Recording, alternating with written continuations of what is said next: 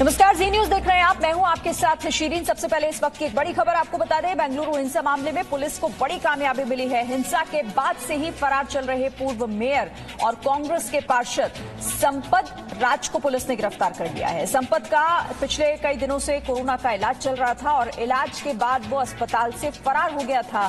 संपत राज देवरा जीवनहल्ली नगरपालिका वार्ड से कांग्रेस का पार्षद है। संपत राज के खिलाफ गैर जमानती वारंट जारी हुआ था और उसके खिलाफ बेंगलुरु डीजे हल्ली थाने में चार्जशीट भी दाखिल की गई थी। संपत राज पर बेंगलुरु हिंसा के दौरान कांग्रेस के विधायक अखंड श्रीमूर्ति के घर में आग लगाने और दंगाइयों को भड़काने का आरोप है। 11 अगस्त को बेंगलुरु में फेसबुक पोस्ट पर अफवाह के बाद हिंसा फैली थी, जिसमें 4 लोगों की मौत हो गई थी। पुलिस ने हिंसा के सिलसिले में 65 केस दर्ज किए थे और 350 से ज्यादा लोगों को गिरफ्तार भी किया था।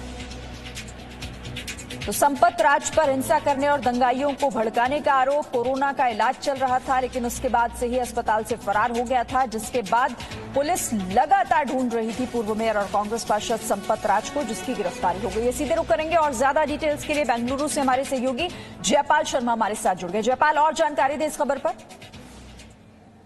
जी देखिए, बिल्कुल आपने सही कहा कि ये बेंगलुरु पुलिस के लिए एक बहुत बड़ी सफलता है, क्योंकि पिछले लगभग 1 महीने से संपत राज इस पूरे मामले के अंदर में फरार चल रहे थे। सबसे पहले जब इस मामले की पड़ताल शुरू हुई थी, पुलिस ने संपत राज के जो पीए हैं अरुण कुमार उनको गिरफ्तार किया था, क्योंकि उनके फोन कॉल्स पे वो सारी डिटेल्स मौजूद थी। जिस वक्त अखंडा श्रीमूर्ति के घर पर हमला हो रहा था और उसके बाद जितनी देर तक ये हिंसा होती रही, लगातार वो फोन से जो है दंगाइयों के संपर्क में थे। बाद में उसकी गिरफ्तारी के बाद उसने बताया कि दरअसल उसके फोन का इस्तेमाल संपत राज कर रहे थे। तो ऐसे में संपत राज को पूछताछ के लिए बुलाया गया था एक बार, और जब दूसरी बार उनको सम्मन किया गया तो संपत राज को इस बात का पूरा एहसास हो गया था कि अब उनकी गिरफ्तारी टल नहीं सकती। ऐसे में उन्होंने अपने आप को कोरोना से ग्रसित बताया और उसके बाद वो इलाज के लिए अस्पताल में भर्ती हो गए। पुलिस उनके अस्पताल से बाहर आने का इंतजार कर रही थी, लेकिन उससे पहले ही वो पुलिस को बिना बताए लापता हो गए और तब से वो फरार जा रहे थे।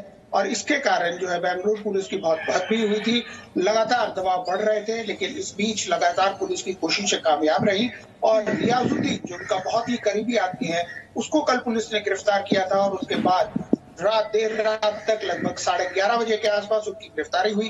बेंगलुरु पुलिस ने इसकी पुष्टि की है। हालांकि उनकी गिरफ्तारी बैंगलोर से की गई है और किस तरह से पूरा प्रकरण हुआ, इसके बारे में आज पुलिस खुलासा करेगी। लेकिन हाँ, कुल मिला के कहा जा सकता है कि कांग्रेस के जो मिली भगत की बात सामने में आ रही थी और इस पूरे जो घटना है, इसके अंदर में एक तरफ राजनीति, दूसरी तरफ आतंकी लिंक और इतनी बड़ी घटना का हो जाना, ये कई तरह के एंगल हैं और उम्मीद की जानी चाहिए कि संपत राज की गिरफ्तारी के बाद कांग्रेस को इस बात का जवाब देना होगा कि किस तरह से उनके पार्षद एक कांग्रेस एमएलए के घर के ऊपर हमला करने में किस तरह दंगाइयों के साथ शामिल थे और आखिर इसके पीछे साजिश क्या थी।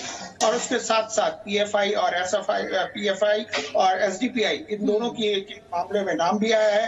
तो अब कुल मिलाकर के इस पूरे प्रकरण के अंदर में कई तरह के एंगल खुल गए हैं।